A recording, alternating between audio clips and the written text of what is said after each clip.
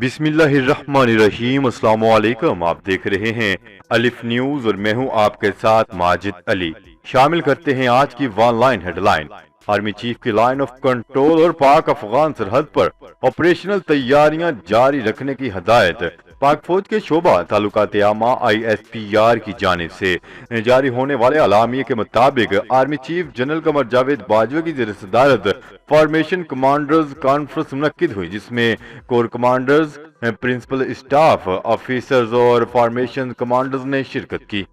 Conference کے شرکاء کو جیو اسٹریٹجک صورتحال اور قومی سیکیورٹی کو پیش چیلنجز پر بریفنگ دی گئی اور اس پر تبادلہ خیال بھی کیا گیا۔ ISPR کے مطابق چیلنجز اور خطرات سے نمٹنے کے لیے جوابی حکمت عملی پر بھی تفصیلی غور کیا گیا، جبکہ کانفرنس میں مختلف امور پر تفصیلی بات چیت کی گئی۔ UAE نے پاکستانیوں سمیت دیگر ممالک کے مسافروں پر نئی پابندیاں عائد کر دی۔ متحدہ عرب امارات نے عالمی وبا قرار دیے جانے والے کرونا وائرس کے باعث پاکستان، بھارت، نائجیریا، نیپال اور یوگینڈا سے پہنچنے والی چارٹرڈ پروازوں پر نئی پابندیاں عائد کر دی۔ نیوز رپورٹ کے مطابق سول ایویشن اتھارٹی کی جانب سے جاری ہونے والے نئے سرکولر میں کہا گیا ہے کہ مسافروں کے لیے ضروری ہوگا کہ وہ کم از کم 10 روز کے لیے ٹریکنگ ڈیوائسز پہنیں۔ اس سلسلے میں یہ بھی کہا گیا ہے کہ پہنچنے والے مسافروں کے لیے ضروری ہے کہ پہنچنے کے بعد PCR ٹیسٹ بھی کروائیں، جبکہ آئسولیشن کے چوتھے اور 8ویں روز بھی PCR کروانا لازم ہوگا۔ برسلز میں جو بائیڈن اور ترک صدر رجب طیب اردوان کے درمیان ملاقات۔ برسلز میں امریکی صدر جو بائیڈن اور ترک صدر رجب طیب اردوان کے درمیان ملاقات ہوئی، جس میں افغانستان کی صورتحال پر غور کیا گیا۔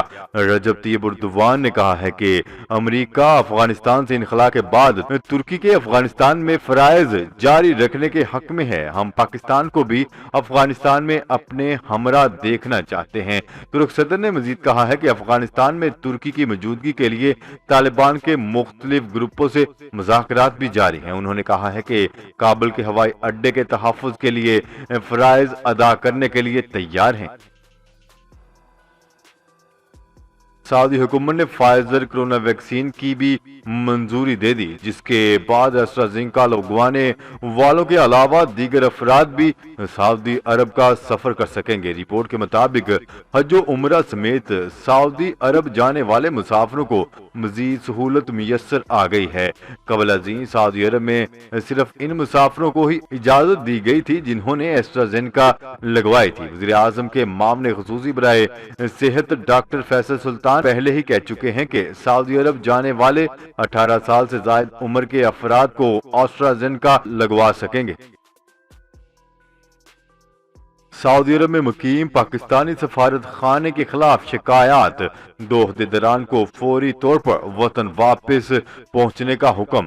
سعودی عرب میں قائم پاکستانی سفارت خانے میں بدنظمی کے معاملے پر 3 سینئر افسران کے خلاف کارروائی کی سفارش کر دی گئی۔ سعودی عرب میں قائم پاکستانی سفارت خانے کے خلاف اوورسیز پاکستانیوں کی شکایات، 3 سینئر افسران کے خلاف کارروائی کی سفارش کر دی گئی۔ 2 عہدیداران کو فوری طور پر وطن واپس پہنچنے کا حکم جاری کر دیا گیا۔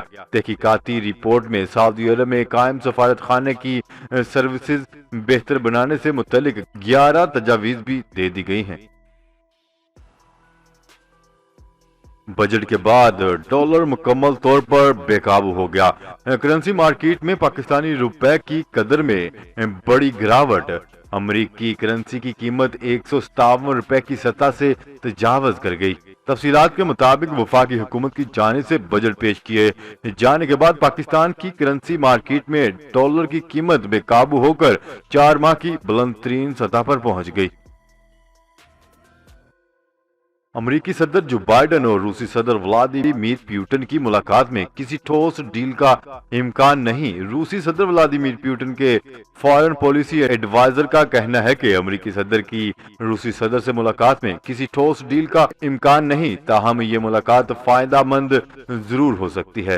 روسی صدر ولادیمیر پیوٹن کے فارن پالیسی ایڈوائزر یوری اوشاکوف کا کہنا ہے کہ جو بائیڈن پیوٹن ملاقات کو مثبت انداز میں دیکھ رہے ہیں۔ انہوں نے بتایا ہے کہ جو بائیڈن اور پیوٹن کے درمیان ملاقات کا ایجنڈا وائٹ ہاؤس کے قومی سلامتی کے مشیر کے ساتھ ٹیلی فون کال پر طے کیا۔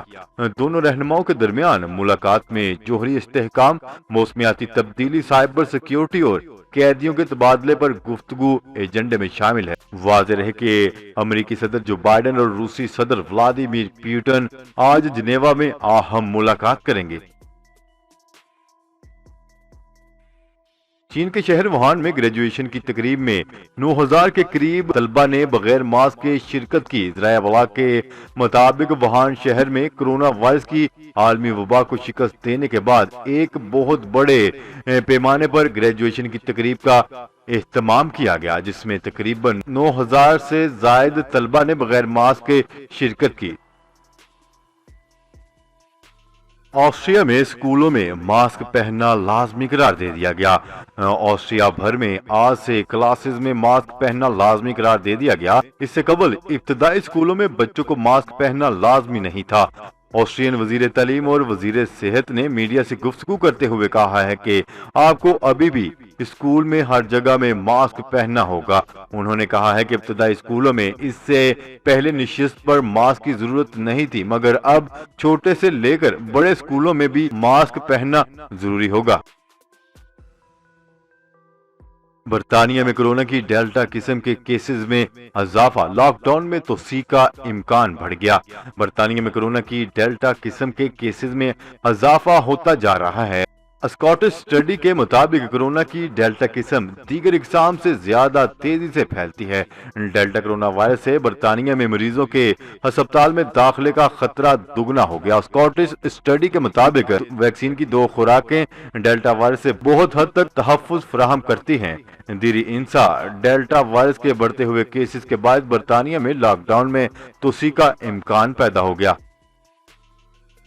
افرادی قوت کی برآمد، پاکستان سب سے آگے۔ پاکستان افرادی قوت برآمد کرنے والے ایشیائی ممالک کی فہرست میں پہلے نمبر پر آ گیا۔ افرادی قوت کی برآمد میں پاکستان نے بھارت اور بنگلہ دیش کو پیچھے چھوڑ دیا۔ 2.5 سال کے دوران 12,32,000 پاکستانیوں کو روزگار کے لیے بیرون ملک بھیجا گیا۔